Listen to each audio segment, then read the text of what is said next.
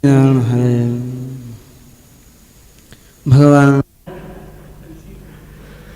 કે માજી મને માફ કરજો, હું એક અક્ષરે ભણ્યો. અરે તમે તો કહો છો ને કે હું તો ભણીને આવ્યો 12 વર્ષ રાજકુમાર સ્કૂલમાં. તાર કે માવડી મને માફ કરજે, ને આજે હું રખડો જ છું, મને તો એક અક્ષરે આવડતો નથી. જો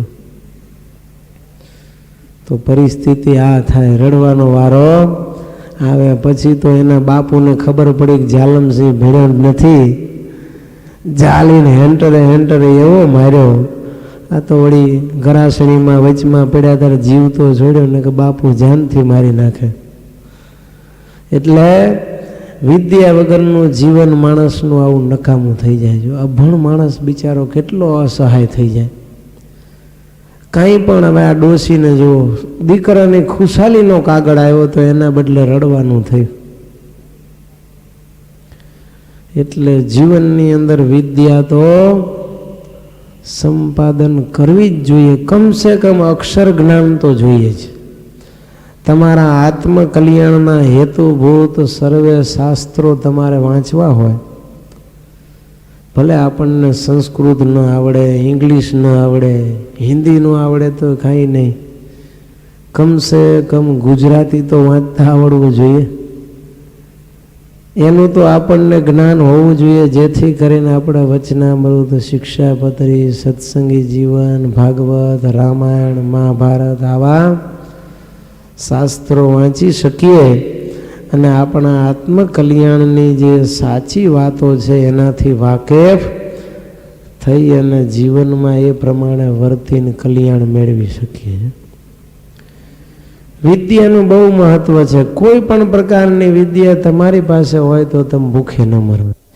એક નગરમાં એક રાજા નિવાસ કરીને રહેતા હતા. એની પાસે 3 માણસો આવ્યા. રાજાને કહ્યું છે કે રાજાજી એમને નોકરીએ રાખો. ત્યારે રાજા કહે છે તમે કાંઈ વિદ્યા જાણો છો? તમારી પાસે કોઈ પ્રકારની વિદ્યા હોય તો હું તમને નોકરીએ રાખું. ત્યારે એક જણ કહે છે કે હું સૂઈ જાણું. બીજો કહે છે હું ખાઈ જાણું. અને ત્રીજો કહે છે હું ગમે એવું કોઈ રીસાણું હોય તો એકવાર એને મનાવી જાણું, મનાવીને પાછું લઈ આવું. રાજા કહે છે એમ નહીં, તમારી પરીક્ષા કરવી જોઈએ. પરીક્ષામાં જો પાસ થાવ તો તમને હું નોકરીએ રાખું. પેલો કહે છે હું સૂઈ જાણું. રાજાએ આજ્ઞા કરી, સરસ મજાનું એક મુલાયમ રૂનું એક ગાદલું બનાવ્યું અને પેલાને એના ઉપર સુવડાયો. એ કે બોલ આમાં તને કંઈ લાગે છે? ઓલો તો જેવો સૂતો ને એવો ઊભો થઈ ગયો. એ કે મને આમાં કંઈક વાગે છે. રાજા કહે છે એટલે તું ખરો છું, આમાં કંઈ છે જ નહીં. ફરી વાર સુવડાયો. એ કે નહીં, આમાં કંઈક વાગે, તમે તપાસ કરો, અંદર કંઈક છે. રાજાએ જ્યાં ગાદલાનું ખોર તોડાવી અને અંદરથી રૂ તપાસ કર્યો તો અંદરથી એક વાળ નીકળ્યો. પેલો કહે છે મને આ વાળ ખૂંચતો હતો. રાજા કહે છે ભાઈ તું ખરો સુનારો છે, તને નોકરીએ રાખી લીધો. બીજાને કહે છે તારામાં કઈ વિદ્યા છે? તો કે હું ખાઈ જાણું. સરસ મજાનો એના માટે બિરંજ કરી અને જમવા માટે એને બોલાવ્યો. જેવો એક કોળિયો લીધો ને બિરંજનો, તરત મોઢામાંથી બહાર કાઢી નાખ્યો કે આમાં તો મરેલા ઊંટની વાસ આવે. રાજા કહે છે ભલામણા આવો સરસ મજાનો કેસરીયો બિરંજ અને તું કહે છે કે આમાં મરેલા ઊંટની વાસ આવે છે? ત્યારે કે હા રાજાજી, હું ખોટું નથી બોલતો, આમાં મને મરેલા ઊંટની ગંધ આવે છે, માટે હું નહીં ખાઉં, તમે તપાસ કરો. રાજાએ પ્રધાનજીને કીધું કે ભાઈ તપાસ કરો કે આ ભાત ક્યાંથી આવ્યો હતો. તપાસ કરી કે ભાઈ આ તો એક વ્યક્તિના ખેતરમાંથી ડાંગર પાકીથી અહીં આવી છે. એ કે એ વ્યક્તિને બોલાવો. વ્યક્તિને હાજર કરી કે બોલ આ કયા ખેતરમાં ડાંગર વાવી છે? ત્યારે કે ઊંટ ખંડા ખેતરમાં ડાંગર વાવી છે. એ કે એનું નામ એવું કેમ પડ્યું? તો કે આમાં મરેલો ઊંટ એકવાર દાંટતા પહેલાં દાંટેલો છે એટલે આનું નામ ઊંટ ખંડુ પડ્યું છે. પેલો કે સાંભળો, એ મરેલા ઊંટની ગંધ મને આ ચોખાની અંદર આવે છે એટલે હું કહું છું કે આ બિરંજની અંદર મરેલા ઊંટની વાસ આવે. રાજા કે તુંય ભાઈ સાચો. એને પણ નોકરીએ લઈ લીધો. ત્રીજાને કહે છે બોલ તારામાં કઈ વિદ્યા? ત્યારે કે હું ગમે એવા કોઈક રીસાણા હોય તો મનાવી જાણું. રાજાએ પોતાની રાણીને, વિશ્વાસો માણસ તો એ કહેવાય ને, રાણીને કહે છે સાંભળ તું રીસાઈને ભાગી જા. આ માણસ ગમે એટલો તને સમજાવવામાં આવે તો તાર પાછું નહીં વળો. ત્યારે કે ભલે. રાણી તો રીસાઈને ભાગી ગઈ. પાછળથી રાજાએ પેલાને કહ્યું કે જો મારી રાણી રીસાઈને ભાગી ગઈ છે અને હવે તારે એને મનાવીને પાછી લાવવાની છે. પેલો કહે છે ભલે રાજાજી, મને તમે ઘોડાનો રથ આપો એટલે હું જલ્દી રાણીને ભેગો થઈ જાઉં, રસ્તામાંથી પાછી વાળીને લઈ આવું. તો પાછળથી રથ લઈને ઉપડ્યા છે. મારતે ઘોડે રથ જાય છે. રાણીનો રથ આગળ ને પાછળ આ તો દોડાવતા દોડાવતા ભેગા થઈ ગયા. રાણી પાસે આવીને કહે છે રાણી સાહેબ કેમ, શું થયું ભાઈ? અરે તમે રીસાઈને ભાગી ગયા, મને એનો તો કાંઈ વાંધો નહોતો, પણ મહેરબાની કરીને જલ્દી તમે પાછા વળો. રાણી કહે છે નહીં, હું પાછા આવવાની જ નથી. મારા પીટીઆઈ એની યારે મારે હવે રહેવું જ નથી. દીઠો મને ગમતો નથી. અરે રાણી સાહેબ, તમને વાંધો હું પડ્યો મારું માનો અને પાછા આવો. ત્યારે કે નહીં, પાછી આવે એ બીજી. પેલો કહે છે સાંભળો, તમને રાજાએ કાઢી મૂક્યા છે અને પાછળથી બીજી પરણવાનું પરિયાણ કર્યું છે. તમે જો નહીં આવો ને તો હાજે તો એ બીજી રાણી લાવીને ઘરમાં બેસાડી દેશે. તમે ભોળા છો દિલના એટલે રાજાની વાતમાં આવી ગયા, પણ એની પાપી મેલી મુરાદ તમે જાણતા નથી. માટે તમારું સારું થાય, તમારું અન્ન ખાધું છે એટલે મારી રાણી સાહેબનું ઘર ન ભંગાય એટલા માટે હું તો મનાવવા આવ્યો છું. સારું લાગે તો પાછા વળો, નહીંતર ઠીક લાગે એમ કરો. મેં મારી ફરજ નિભાવી. રાણી કહે છે મુવાની આ હિંમત, મને મનાવી પટાવીને પિયર મોકલી દીધી બીજી કરવી છે. તરત રથ પાછો વાળ્યો. મારતે રથે રાજ દરબારમાં આવ્યા. પેલો કહે છે રાણી સાહેબ આવી ગયા. અરે પણ મેં તને કીધું તું આવતી નહીં અને ક્યાંથી પાછી આવી? ત્યારે કહે છે પીટિયા, મને કાઢી મૂકીને તારે બીજી બેહાડવી છે એમ? તું મને ભોળી સમજે છે. હવે તો કોઈ દી પિયર જાય બીજી, અહીંથી ઘર બારી નીકળું નહીં. તને એમ કે આને હું સમજાવીને કાઢી મૂકું ને બીજી લાવીને એની હારે લેર કરું? તારી મેલી મુરાદ મને સમજાઈ ગઈ, માટે હવે હું કોઈ દી આંટો દેવા જવાની નથી. રાજા કહે છે ભાઈ તારી વિદ્યા પણ સાચી. આમ એની પાસે જો આવી વિદ્યા હતી તો રાજાએ એને પણ નોકરીમાં રાખી લીધો. એટલે કહું છું ભક્તો કે જીવનની અંદર કોઈ પણ પ્રકારની વિદ્યા આપણે જો હસ્તગત કરેલી હશે ને તો જીવનમાં આપણે ક્યારેય ભૂખે મરવાનો વારો નહીં આવે, ક્યારેય પસ્તાવાનો વારો નહીં આવે. અને જો આપણે જીવનમાં વિદ્યા એકેય મેળવી નહીં હોય, કોઈ કલા આપણા જીવનમાં હસ્તગત નહીં કરી હોય તો ક્યારેક ગરીબાઈ ભરડો લઈ જશે, ત્યારે આપણને ખાવા પીવાના સાંસા પડી જશે, કોઈ નોકરી પણ આપણને આપશે નહીં અને ધંધો પણ આપણે કોઈ સ્વતંત્ર રીતે ચલાવી શકીશું નહીં. પાઠનીય ધીત વિદ્યા કાર્યો સંગો નહમ સતામ.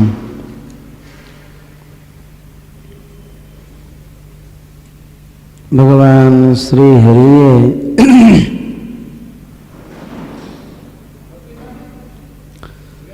ધર્મદેવ થકી જે જ્ઞાન મેળવ્યું, સરસ મજાનો સતશાસ્ત્રનો ગુટકો બનાવ્યો. એ જ્ઞાન પ્રભુ નાના હતા ત્યારે એના બાળ મિત્રોને આપતા. અયોધ્યામાં છપૈયામાં મિત્રોને ભેગા કરી અને ભગવાન એ ગુટકાનું જ્ઞાન આપતા. ત્યાર પછી પ્રભુ વન વિચરણ કરવા નીકળ્યા. ત્યાં પણ ઠેક ઠેકાણા પ્રભુએ અનેક જીવોના ઉદ્ધારને અર્થે ભગવદ વાર્તા કરી અને સત્સંગમાં આવ્યા. પછી તો મહારાજે સત્સંગના અખાડા ચલાવ્યા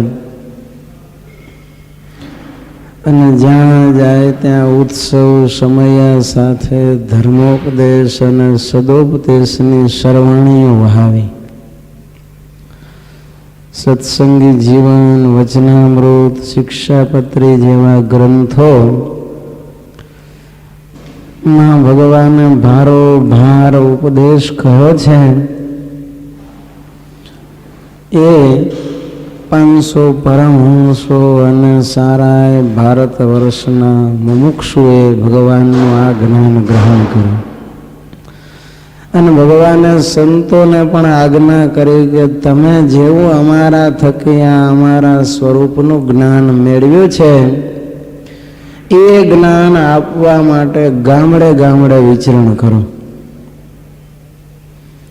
ભગવાનની આજ્ઞાથી સંતો પણ અપમાન, તિરસ્કાર, માર સહન કરતા, કાદવ કીચડ ઉછાળે એ સહન કરતા, ભિક્ષા ન મળે તો ભૂખ્યા રહીને પણ જીવોને જ્ઞાન આપતા. જો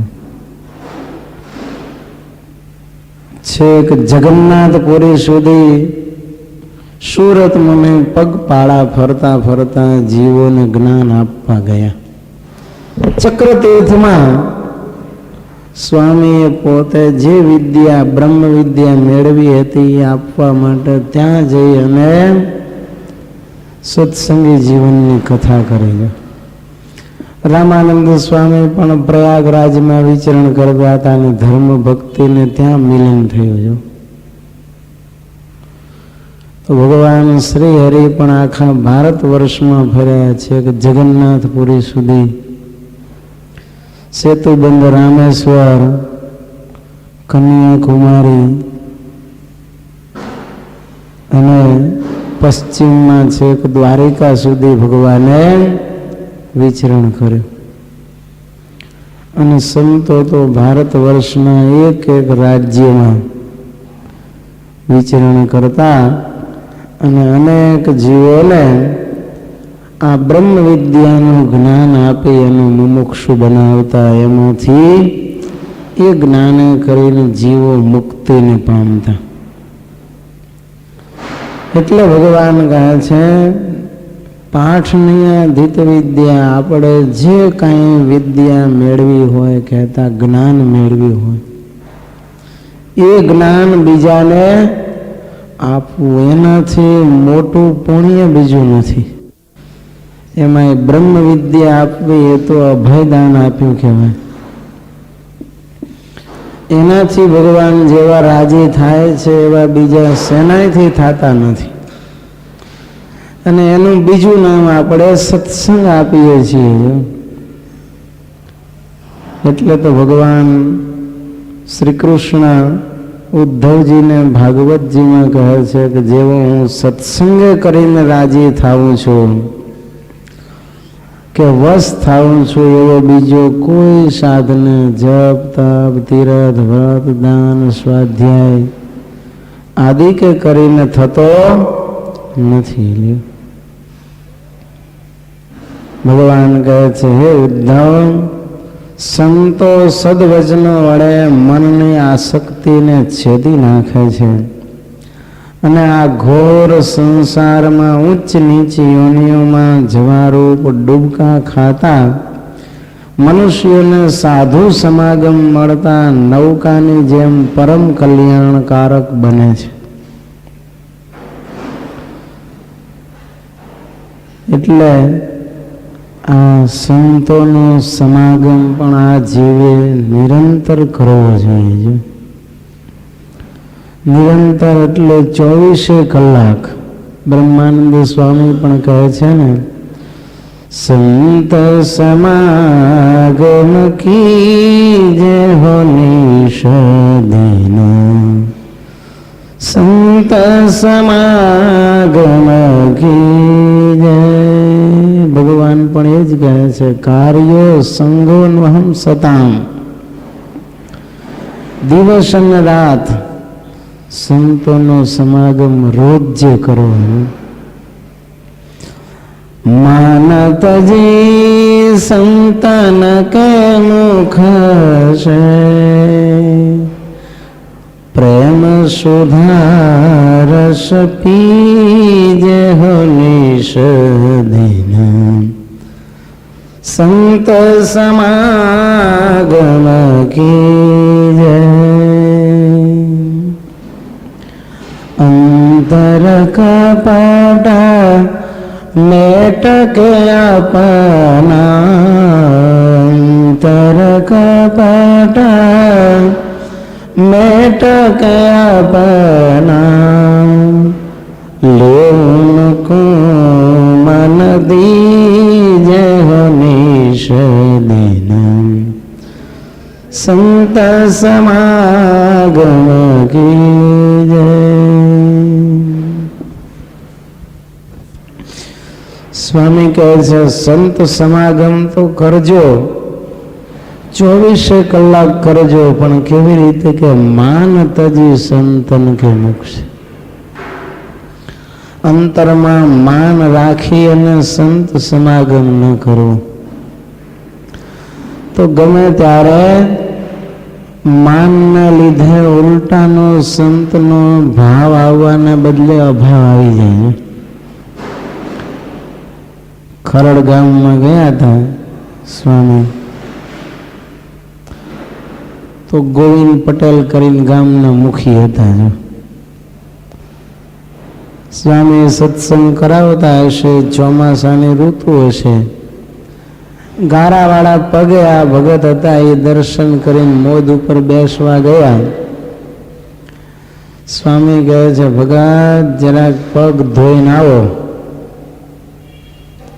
જો ગયા હતા સંત સમાગમ કરવા, પણ અંતરમાં માન હતું ને.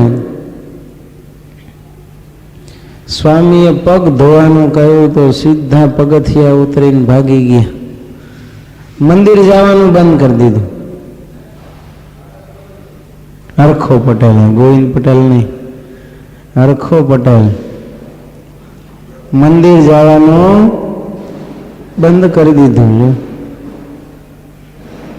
સ્વામીએ તપાસ કરાવડાવી, સમાચાર મોકલાવ્યા 2-3 વખત કે ભાઈ હરખા પટેલને કહેજો દર્શન કરવા આવે. છતાંય આવે ને. સ્વામીને એમ થયું કે આ તો ભારે કરી,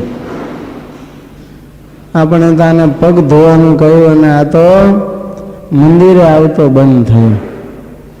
નીકળતી વખતે સ્વામીને એમ થયું કે ચાલો મળતા જઈએ. સ્વામી કે હરખા પટેલના ઘર બાજુ થઈને ગાડું ચલાવો.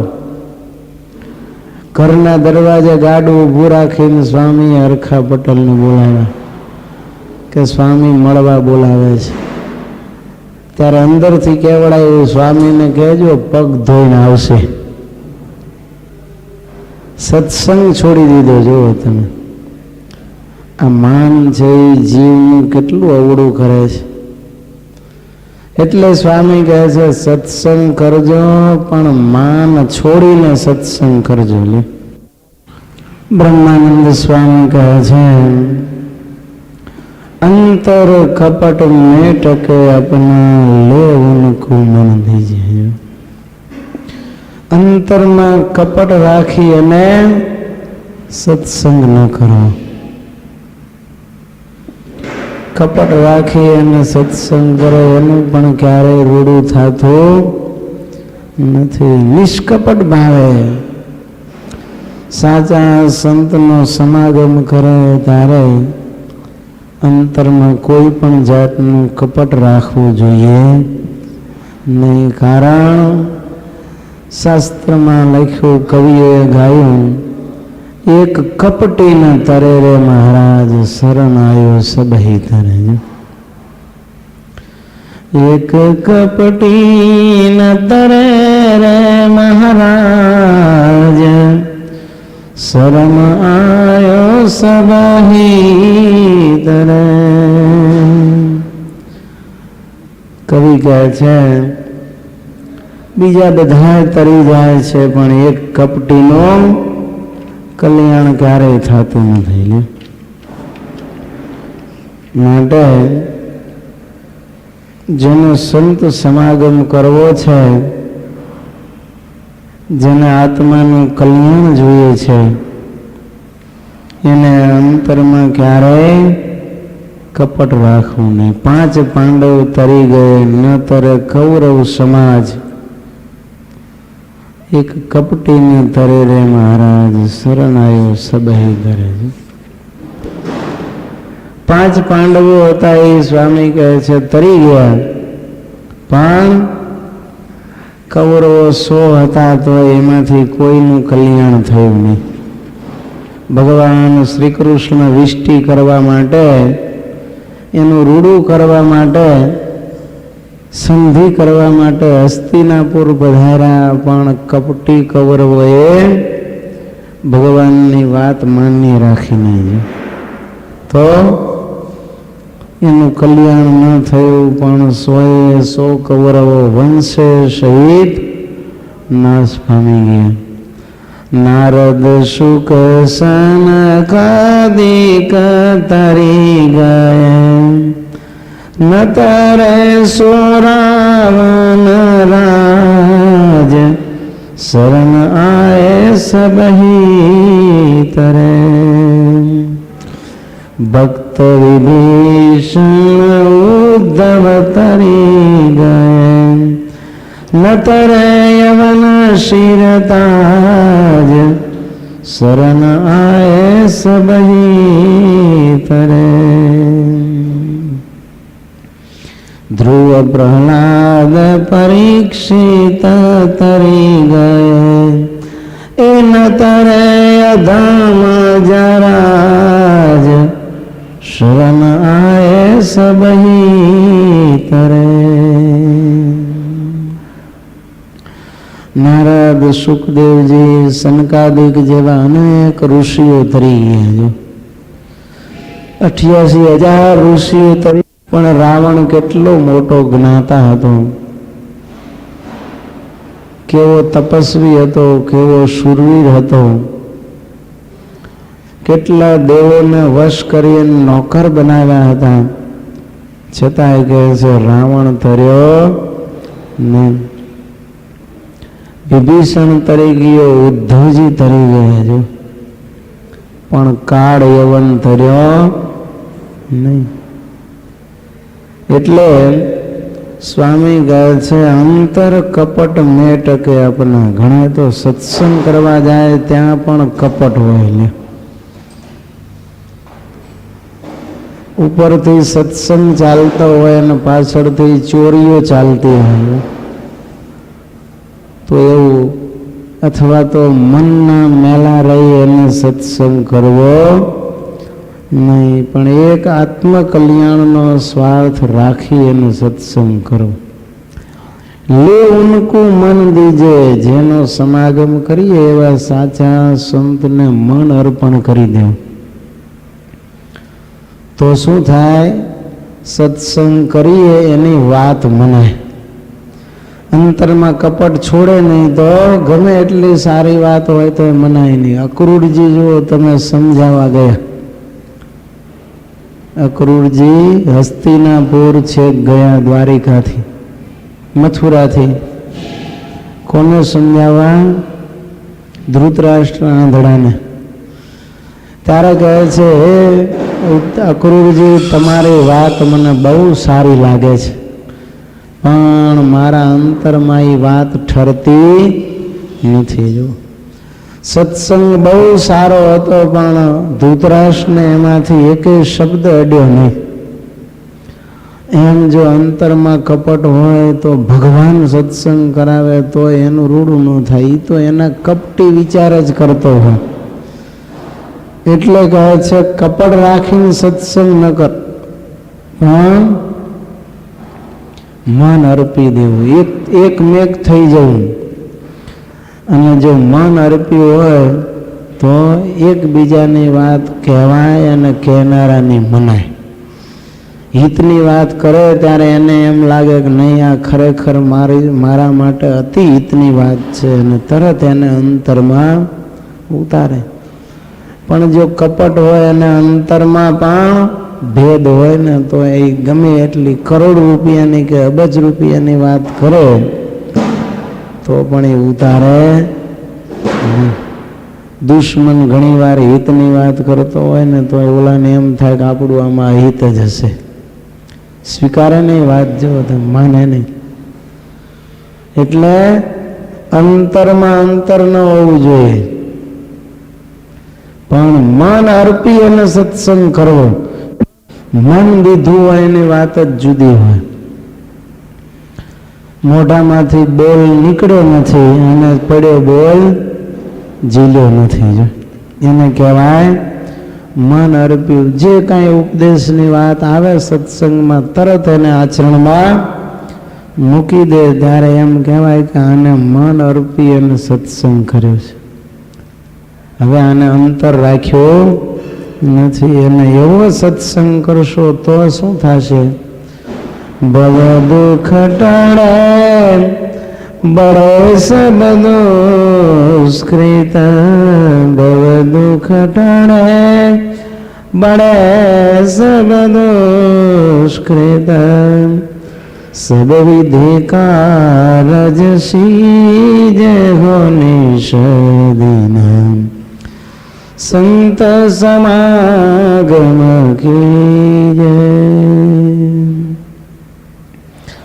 ભવ દુઃખ ટળે કહેતા જન્મ મરણનું દુઃખ છે એ ટળી જાય, અને બળે સબ દુષ્કૃત, અને પૂર્વના જેટલા બધા દુષ્કર્મો હોય એ બધા પણ બળી જાય.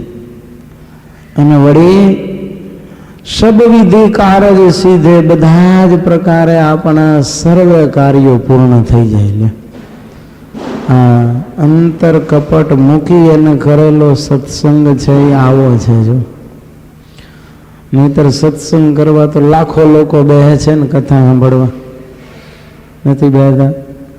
રોજે કેટલા લોકો સત્સંગ કરતા હશે આખા ભારતમાં ગણીએ તો? સતત બધી જગ્યાએ ચાલુ જ હોય, કથા વાર્તા પારાયણો શિબિરો કંઈક ને કંઈક ચાલતા હોય સત્સંગ.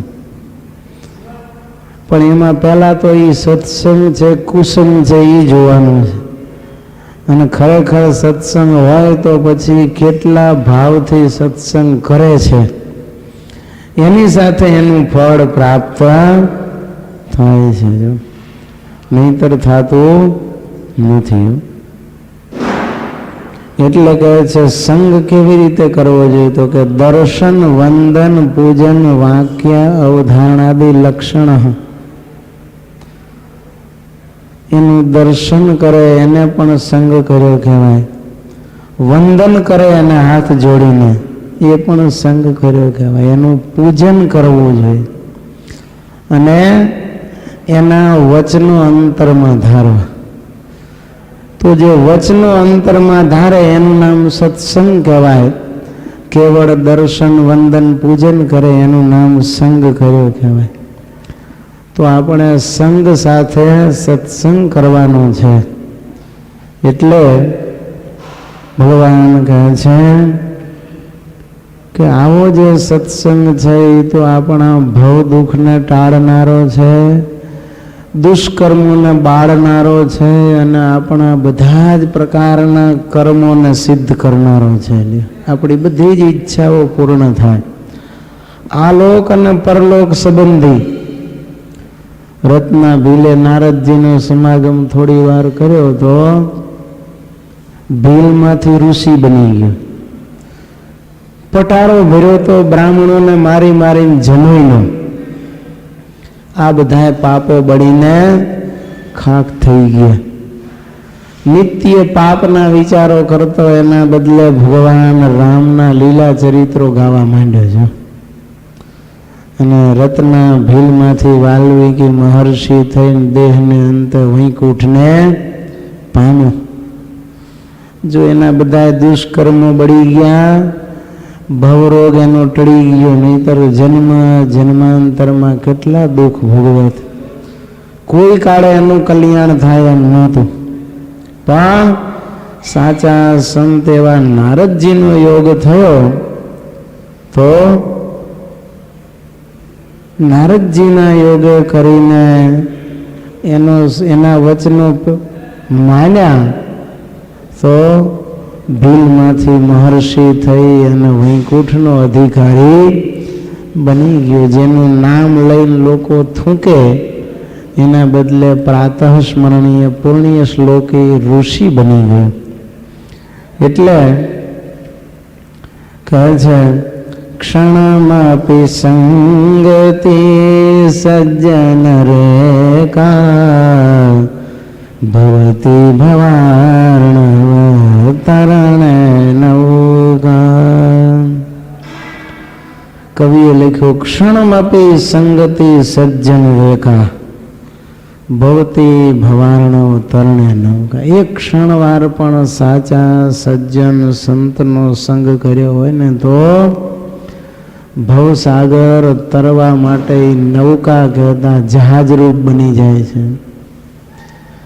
વાલ્મીકી રત્ના ભીલે તો ક્ષણવાર જ સંગ કર્યો કહેવાય ને. એટલી પળોમાં એનું આમોલ જીવન પરિવર્તન થયું અને ભગવાનના ધામના અધિકારી બની ગયા છે. એટલે તુલસીદાસજી પણ કહે છે અરે એક ઘડી આધી ઘડી અને આધી મેં પુન્યાદ તુલસી સંગત સંત કી એજી કટે કોટી અપરાધ. તુલસીદાસજી કહે છે એક ઘડી અથવા તો અડધી ઘડી, એક ઘડી એટલે 24 મિનિટ, આધી ઘડી એટલે 12 મિનિટ. આધી મેં પુનિયાદ એની પણ અડધી 6 મિનિટ લે. ખાલી 6 મિનિટ જો સાધુ સંતનો સાચો સમાગમ કરવામાં આવે તો પણ કરોડો અપરાધ છે ને આપણા એ બધા કપાઈ જાય છે, નાશ પામી જાય છે. આટલું મોટું સત્સંગનું ફળ છે. એ સંત કોને કહેવાય તો કે વિષ્ણુ ભક્તઃ સ્વધર્મસ્થઃ પ્રશાંતેન્દ્રિય વૃત્તયઃ વિરક્તા આત્મનિષ્ઠાશ્ચ એતે સંતઃ પ્રકીર્તિતા. કેવા સંતનો સમાગમ કરવો તો કે ભગવાનના ભક્ત હોય, પોતપોતાના ધર્મમાં રહેલા હોય. બ્રહ્મચારી હોય તો બ્રહ્મચારી, યતિ હોય તો યતિના, સંન્યાસી હોય તો સંન્યાસીના, સાધુ હોય તો સાધુના ધર્મમાં, ઋષિ હોય તો ઋષિના ધર્મમાં રહેલા હોય. પ્રશાંત ઇન્દ્રિયો વૃત્તય, અને ઇન્દ્રિયોની વૃત્તિઓ પ્રશાંત થઈ ગઈ હોય. ક્યારે ઇન્દ્રિયોમાં વિષય તરફનો વેગ જાગતો ન હોય. વિરક્તા, અને વળી સંસારના કોઈ પણ પદાર્થ વસ્તુ વ્યક્તિથી સંપૂર્ણ વૈરાગ્યને પામેલો હોય. આત્મનિષ્ઠાશ્ચ, અને આત્મનિષ્ઠા જેને દ્રઢ કરી છે એવા એવી જે વ્યક્તિ હોય એને શતાનંદ સ્વામી કહે છે સંત કહેવાય. અને એવા સંત પાસે વશિષ્ઠ ઋષિ કહે છે નિત્યમ સંતો ભી ગંતવ્યા. અને એવા સંત પાસે નિત્ય જવું છે. તો આવા સંતનો જે સંગ એને સત્સંગ કહેવાય. અને એવા સત્સંગનું તો કેટલું મોટું ફળ લખ્યું છે, એનો કોઈ હિસાબ જ નથી. જો નારદજી હતા એક વખત ભગવાન પાસે ગયા. ભગવાનને જઈને પ્રશ્ન કર્યો કે હે પ્રભુ, મને તમે સત્સંગનો મહિમા સમજાવો. ત્યારે ભગવાને મનમાં વિચાર્યું કે આ નારદજીને મારે શું સત્સંગનો મહિમા સમજાવવો.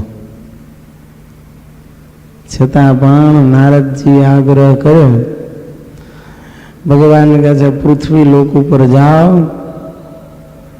કાશી નગરીમાં એક કૂવો છે ને, એ કૂવા પાસે એક પોપટનું તાજું બચ્ચું જન્મેલું છે. એને જઈને તમે સત્સંગનો મહિમા પૂછજો એટલે એ તમને જવાબ આપશે. નારદજી આવ્યા, નામ ઠેકાણું હતું, નિશાની એ પ્રમાણે ત્યાં પહોંચ્યા તો ત્યાં પોપટના ઈંડામાંથી તાજું બચ્ચું જન્મેલું, મેનાના ઈંડામાં. એને જઈને નારદજીએ નજીક જઈને પૂછ્યું, હે બચ્ચા, તું મને સત્સંગનો મહિમા કહે. આટલું નામ સાંભળ્યું ને સત્સંગ, ત્યાં તો પોપટનું બચ્ચું તરફડીને મરી ગયું. નારદજી કે ભારે કરી હતો. સત્સંગનો મહિમા તો સાંભળવા ન મળ્યો, પણ ઉપરથી બચ્ચાની હત્યા થઈ. આ તો સંત હતા ને, એને તો એક જીવ મરે તો દુઃખ લાગે અંદર, અને બીજાને તો કૂકડાના ઈંડાઓ તો ઠીક, પણ કૂકડા કાપીને ખાઈ જાય તો એ કાંઈ ખરખરો હોય નહીં. મુરગી ખાવા સ્પેશિયલ જાય જો નોનવેજ હોટલમાં. નારદજી તો દુઃખી થઈ ગયા. આવ્યા પ્રભુ પાસે ભગવાનને કે મહારાજ આમ થયું. ભગવાન કહે છે એને ન કીધું કાંઈ નહીં, હવે એક કાચિંડાનું બચ્ચું જન્મ્યું છે. જો ત્યાં જ એ ઝાડવા ઉપર કૂવા પાસે ઝાડ છે ને, ત્યાં તમે જાઓ અને એ કાચિંડાના બચ્ચાને પૂછજો, એ તમને કહેશે. વળી પાછા આવ્યા અને કાચંડાનું બચ્ચું ઝાડ ઉપર જોયું. એની પાસે જઈને પૂછ્યું કે કાચંડા, સત્સંગનો મહિમા શું છે? ત્યાં તો એ બચ્ચું ઉપરથી હેઠું પડીને મરી ગયું, ચત્તા પાટ પડી. નારદજી કે અરે રે, પક્ષી કરતા આ પ્રાણીને મારવાનું પાપ તો વધારે લાગ્યા, તો બીજા જીવની હત્યા થઈ. વળી દુઃખી થતા આવ્યા મહારાજ પાસે. ભગવાનને કહે છે પ્રભુ એને તો મને કંઈ કીધું નહીં. ભગવાન કહે છે એમ કરો, કાશી નગરીમાં ફલાણી જગ્યાએ ગાય છે ને, એનો વાસડો જન્મ્યો તાજો. એ વાસડાને જઈને તમે સત્સંગનો મહિમા પૂછો. એ કહે છે નારદજી કે પ્રભુ પોપટનું બચ્ચું મરી ગયું અને કાચંડો મરી ગયો, એ તો ઠીક છે, કોઈ ધણિયાતા નહોતા એટલે બહુ વાંધો આવ્યો નહીં. પણ હવે હું આની ઘરે જઈને વાસડાને પૂછીશ અને વાસડો મરી જાય છે તો ઘરનો માલિક મને મારી નાખશે. ભગવાન કહે ચિંતા ન કરો, જાઓ તમને એ સત્સંગનો મહિમા કહેશે. એટલે વળી પાછા આવ્યા, જોયું ફળિયામાં ગાય બાંધેલી, બાજુમાં વાસડો સરસ મજાનો ધાવતો હતો, તાજો જન્મેલો વાસડો. નજીક જઈને હળવેક લઈને નારદજી કે હે વત્સ, સત્સંગનો મહિમા મને કહે.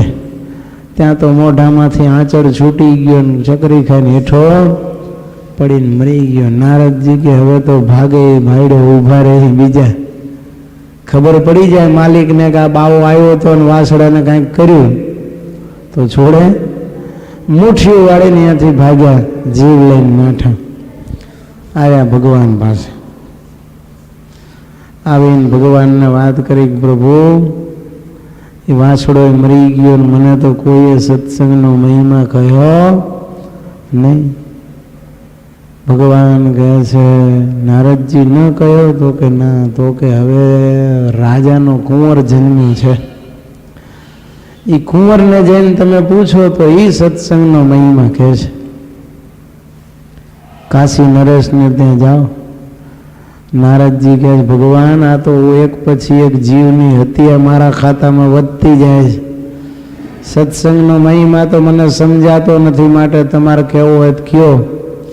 ભગવાન કહે નહીં નારદજી, રાજકુમાર જ કહે છે. અરે પ્રભુ, રાજકુમાર મરી જાય તો મારી હાલત શું થાય? આ ગાયનો વાસડો તો હજી મરી ગયો, તો હું બારોબાર ભાગીને આવતો રહ્યો, રાજમહેલમાંથી નીકળું કેમ? ભગવાન કહે તમે જાઓ તો ખરા, એ કહેશે. આવ્યા નારદજી તો. રાજાએ તો નારદજીને જોયા એટલે આગતા સ્વાગતા કરી છે. પધારો પધારો નારદજી. આપનું સ્વાગત છે. સ્વાગત કરીને બેસાડ્યા પછી નારદજીને કહે છે, શું તમારું હું ભલું કરું, શું તમારી સેવા કરું?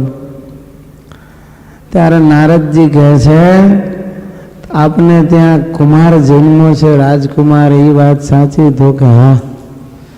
તો એ કે બસ મારે એ રાજકુમારને આશીર્વાદ દેવા છે, માટે મને એ રાજકુમારનું દર્શન કરાવો.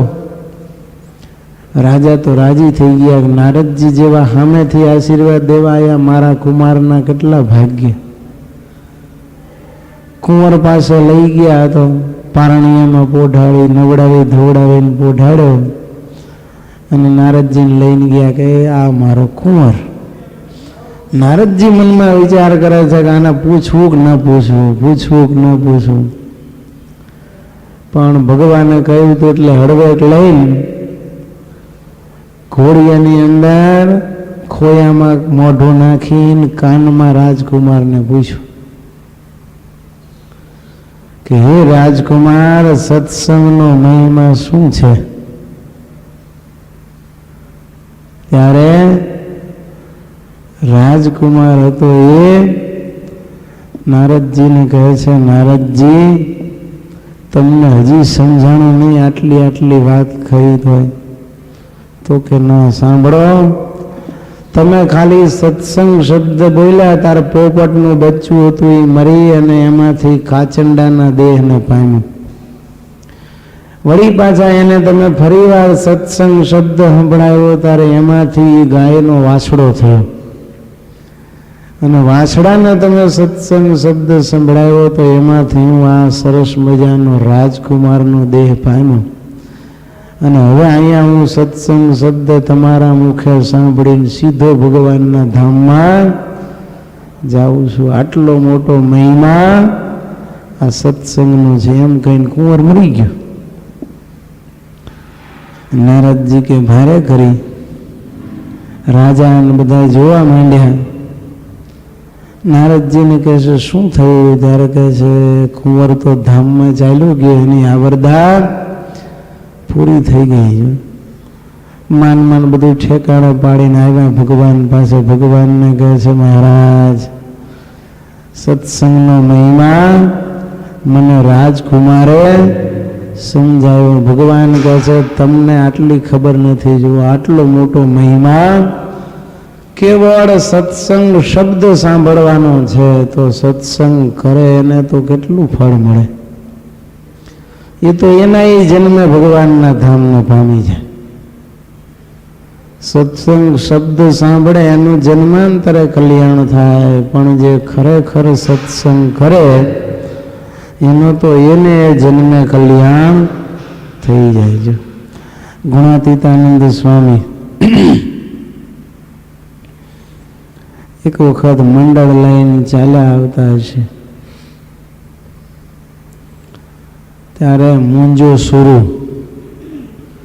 ચારણ હતો જાતનો, પણ આમ પહાડી એની કાયા 5 હાથ પૂરો અને કેવો માંસાહારી. ઘેટા બકરા કાપીને, સસલા મૃગલા જે હાથમાં આવે એ કાપીને કાચા ખાઈ જાય. એ ચોરી કરે ને, ચોરી ભરવાડના વાડામાંથી બકરા ઉપાડી આવે. એ કારે 5 બકરા પકડી અને વાડ કૂદીને બહાર નીકળી જાય. આવો શક્તિશાળી. સિંહે એક જ બકરું મારે, આ તો એક હારે 5 ઉપાડીને ભાગી જાય ને કોઈ ભરવાડથી એને કાંઈ કહેવાય નહીં. લે, જીવતા બકરા ગમે ત્યારે ઉપાડીને આવતો રહે વાડામાંથી. આવો ખતરનાક જીવ તો રાક્ષસ જોઈ લે. પણ એક વખત સંતો એના ગામના પાદરમાં પહોંચ્યા છે, નદીના તટમાં નાહી ધોઈને ત્યાં બેઠા હશે. પછી ત્યાંથી નીકળ્યા એટલે ગામના સત્સંગીઓ ભેગા હતા. બરોબર સાંકડો રસ્તો, સ્વામી અને હરિભક્તો ચાલે ને સામેથી આ મુંજા સુરુન જોયા એટલે હરિભક્તો કહે છે સ્વામી આપણે રસ્તો બદલાવી નાખો. સ્વામી કહે છે કેમ? તારે કે ઓલો જીવ તો રાક્ષસ આવે છે. હા, બહુ ખતરનાક છે સ્વામી, માટે એને માર્ગ દઈ દો ને આપણે બીજો રસ્તે ચાલો. સ્વામી કહે છે નહીં, મારે એને સત્સંગ કરાવવો છે. અરે સ્વામી, સત્સંગની ક્યાં વાત કરો છો? આને મોઢું ન દેખાડે. સ્વામી કહે છે હું તો એને સત્સંગ કરાવીશ જ. સત્સંગીઓ કહે છે સ્વામી આમાંથી નહીં કંઈક થશે તો અમને કાળી ઢીલી બેહી જશે. આ તો આવો રાક્ષસ જીવ તો અને સ્વામી ઉપર હુમલો કરી બેસે ને કદાચ સ્વામીને કંઈક થઈ જાય તો જવાબ શું દેવો? સત્સંગીઓ તો વિનંતી કરે સ્વામી ગમે એમ થાય પણ તમે હટી જાઓ. સ્વામી કે નહીં, હું નહીં હટું. મુંજાસુરોએ જોયું કે સ્વામી આવે છે એટલે સસલા પકડેલા નહીં હંતાડી દીધા બાવળિયામાં અને પછી હાલ્યો આવે સામે. નજીક આવ્યા એટલે સ્વામીએ તો પડકાર્યો કે મુંજાસુરો એમ કહ્યું એટલે ઓલો તો થોભી ગયો. અને મહાપુરુષ હોય એનો તો પ્રતાપ અલૌકિક હોય ને, એના વચનો છે ને એ અસર કરી જાય સામેવાળા જીવને. એટલે સ્વામીની નજીક આવીને ઉભો રહ્યો, હાથ જોડીને નમસ્કાર પણ કરી નાખ્યા. સ્વામી કહે છે તું જ મૂંઝો સુરું? તો કે હા હું જ મૂંઝો છું. ત્યાં પેલા બાવળિયામાં શું સંતાડતો હતો? કેમ વાંકો વળ્યો તો? નહીં સ્વામી કાંઈ નહોતું, અમસ્તો જ વાંકો. નહીં, સાચું બોલ. કે સ્વામી મરેલા સસલાઓ લઈને આવતો હતો ને એ હંતાડતો હતો. જો સ્વામી આગળ મુંજાસુરને સાચું બોલી જવું પડ્યું. મુંજાસુરને કહે છે મુંજા ચારણ તને આ શું સૂજ્યું? શેર લોટનો આ પેટનો ખાડો તારો પૂરાતો નથી તે તું પ્રાણીઓને મારી મારીને ખાય છે. ભગવાને શું અનાજ નથી સર્જ્યું આપણા માટે? માણસોનો ખોરાક અન્ન છે અને તું અન્ન મૂકી એના માંસ ખાય છે. જીવતા પશુઓને મારી મારીને પેટ ભરે છે. આ પાપમાંથી કેદી તું છૂટીશ? કોઈ કાળે તારો છૂટકો થશે નહીં. જો એવી સ્વામી વાતો ઉપર વાતો કરવા માંડ્યા, વાક્યના બાણો મારવા માંડ્યા.